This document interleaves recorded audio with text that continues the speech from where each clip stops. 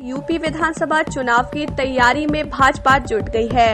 अब पार्टी चुनाव से पहले नाराज कार्यकर्ताओं को साधने में जुटी हुई है, जिसके तहत अब मंत्रियों को जिला में प्रवास कर कार्यकर्ताओं के साथ संवाद स्थापित करने के साथ साथ अब एक और बड़ा फैसला लिया गया है।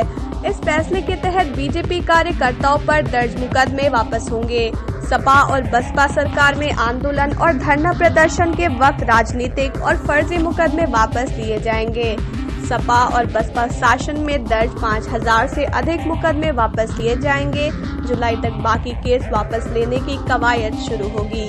बीएल संतोष के साथ बैठक में कई पार्टी के बड़े पदाधिकारियों ने यह मुद्दा उठाया था, जिसके बाद ये फैसला लिया गया है।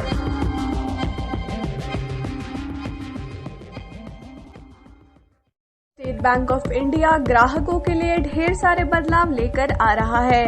देश का सबसे बड़ा सरकारी बैंक अब 1 जुलाई से एटीएम से नकद निकासी, शाखा से नकद निकासी और चेकबुक के लिए अपने शुल्क में बदलाव करने जा रहा है।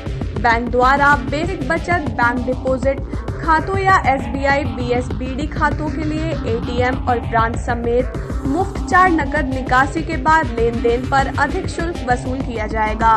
इसके अलावा एसबीआई खाता धारकों को पहले 10 चेक लीफ पर शुल्क से छूट दी जाएगी। इस सीमा से अधिक चेक लीफ के लिए 1 जुलाई 2021 से आपको चार्ज किया जाएगा।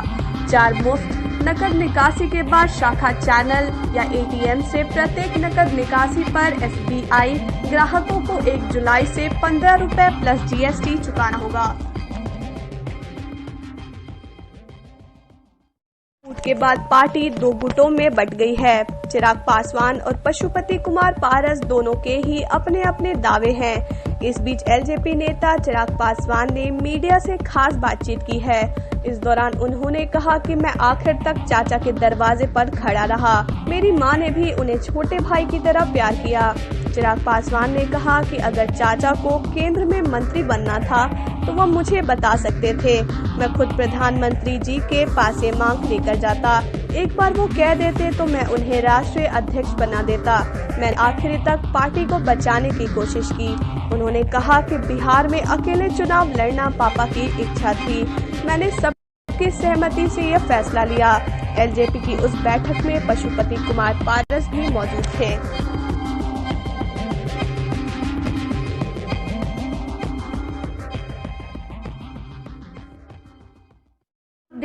कोरोना के मामले खत्म होने पर इजराइल ने मास्क से छूट देने वाला पहला देश होने का दावा किया था। हालांकि पिछले 10 दिनों में कोरोना के नए मामले तेजी से बढ़े।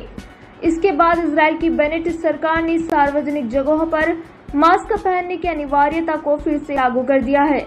इजराइल का कहना है कि भारत में सबसे पहले मिला कोरोना का डेल्टा वेरिएंट इजराइल में तेजी से फैल रहा है, जिसकी वजह से अमेरिका के पूर्व राष्ट्रपति डोनाल्ड ट्रंप अपने फैसले को लेकर एक बार फिर से सुर्खियों में हैं।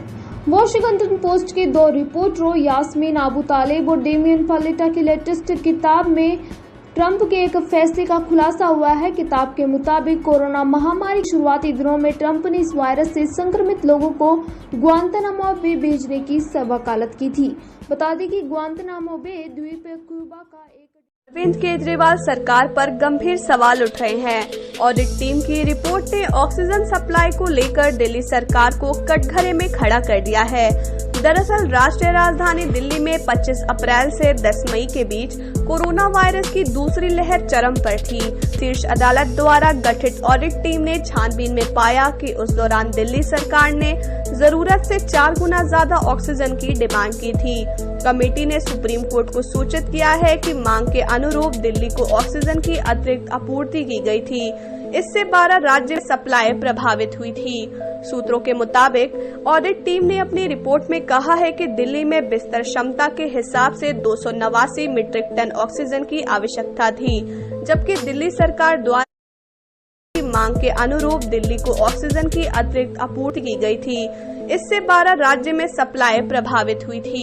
सूत्रों के मुताबिक ऑडिट टीम ने अपनी रिपोर्ट में कहा है कि दिल्ली में बिस्तर क्षमता के हिसाब से 289 मीट्रिक टन ऑक्सीजन की आवश्यकता थी, जबकि दिल्ली सरकार द्वारा 1140 MP ऑक्सीजन की मांग की गई।